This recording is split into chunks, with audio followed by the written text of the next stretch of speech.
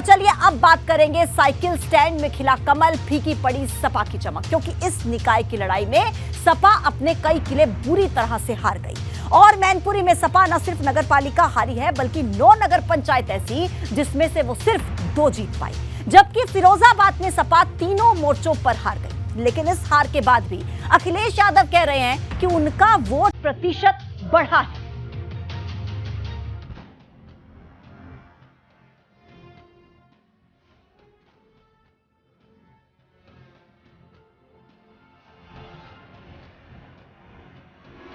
बदल गई यूपी की हवा, अपना सबसे बड़ा किला हार गई सपा।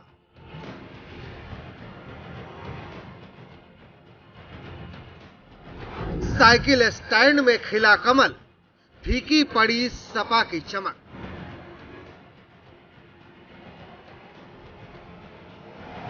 जिस मैनपुरी को समाजवादी पार्टी ने 5 महीने पहले 2,88,000 वोटों से ज्यादा के मार्जिन से जीता था, वो मैनपुरी निकाय चुनाव में भाजपा की आंधी में बुरी तरह ढह गया।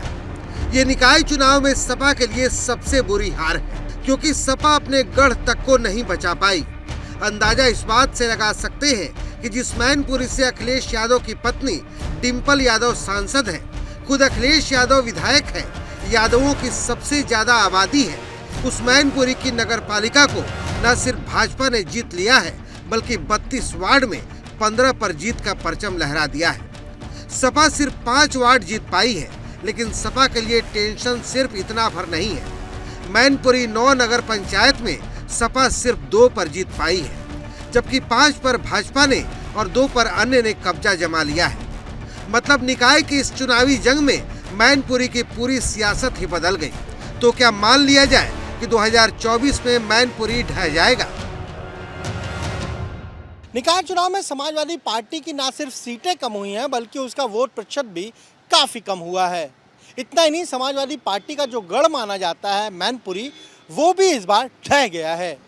जिसे उपचुनाव में बीजेपी नहीं गिरा पाई थी, वो इस निकाय चुनाव में भरभरा कर गिर गया है, क्योंकि मैनपुरी में नगर पालिका 9 में से 5 नगर पंचायतें और वार्ड में भी सबसे ज्यादा बीजेपी को ही जीत मिली है।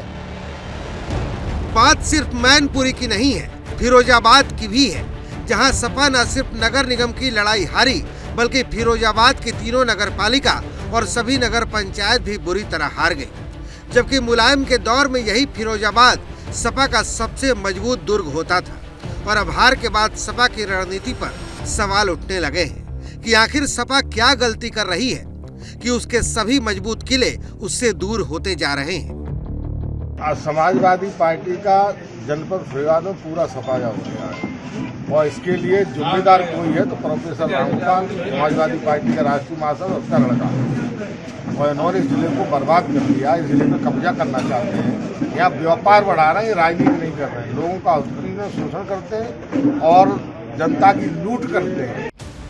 सपा का प्रदर्शन इतना लचर रहा कि 9 नगर निगम में उसके प्रत्याशी की जमानत तक जब्त हो गई, और मुस्लिम बाहुल्य इलाकों में उसका MOI समीकरण बुरी तरह धराशायी हो गया। मुस्लिमों ने सपा की जगह कांग्रेस, बसपा और AIMIM को प्राथमिकता दी। अब मुस्लिम मोर्चे पर खिसकता जनाधार सपा की टेंशन बढ़ा रहा है। इस निकाय चुनाव में समाजवादी पार्टी का MOI समीकरण भी टूटता नजर आया। जिस MOI फॉर्मूले के सहारे समाजवादी पार्टी ने 2022 के विधानसभा चुनाव में 111 सीटें जीती थी, वो इस निकाय चुनाव तक आते आते कहीं बिखरता नजर आया, क्योंकि कई जगहों पर, चाहे नगर निगम हो, नगर पालिका हो, नगर पंचायत हो, मुस्लिम वोटर्स ने समाजवादी पार्टी की बजाय कांग्रेस, बहुजन समाज पार्टी या फिर AIMIM के उम्मीदवारों को पसंद किया है। और ये 2024 के लोकसभा चुनाव से पहले कहीं न कहीं समाजवादी पार्टी के लिए एक बड़ा संदेश है। लेकिन बड़ा सवाल ये है कि क्या अखिलेश अपनी पुरानी गलतियों से सीख लेंगे, क्योंकि वो हार का मंथन करने की जगह कर्नाटक में कांग्रेस की मिली जीत में अपनी जीत देख रहे हैं। नकारात्मक थी, नफरत भरी थी, भेदभाव की थी, झूठे प्रचार की थी, वो कर्नाटक के मतदाताओं ने खत्म कर दी। और ये भारतीय जनता पार्टी के लिए उल्टी गिनती की शुरुआत है। मतलब एकदम सीधा है अखिलेश यादव के सामने निकाय चुनाव की हार ने एक साथ कई सवाल खड़े कर दिए हैं। और सबसे बड़ा सवाल ये कि क्या कभी अखिलेश भाजपा को हरा पाएंगे। Bureau report, ABP Ganga. तो देखिए, कब तक हारते रहेंगे अखिलेश, इस सवाल के पीछे बहुत सारे कारण हैं। एक एक करके आपको बताते हैं। सबसे पहले आप देखिए, नगर निगम में समाजवादी पार्टी का खाता तक नहीं खुला। नगर पालिका और नगर पंचायत में सीटें तक कम हो गई। सपा अपने मजबूत गढ़ को बुरी तरह से हारी। जहां पर एक उम्मीद थी, वहां पर भी समाजवादी पार्टी हार गई। मैनपुरी, भाजपा का कमल यहां पर खिल गया, जहां पर 6 महीने पहले बम्पर वोटों से जीत दर्ज की थी।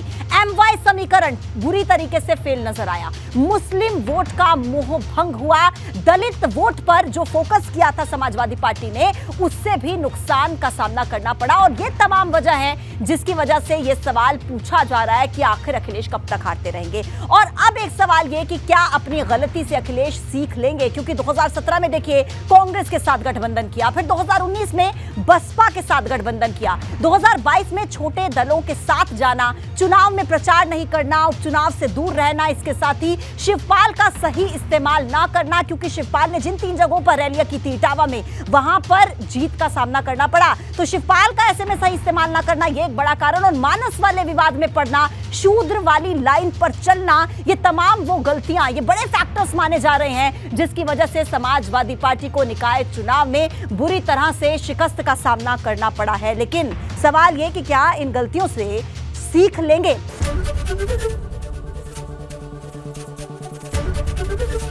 एबीपी गंगा, खबर आपकी, जुबान आपकी।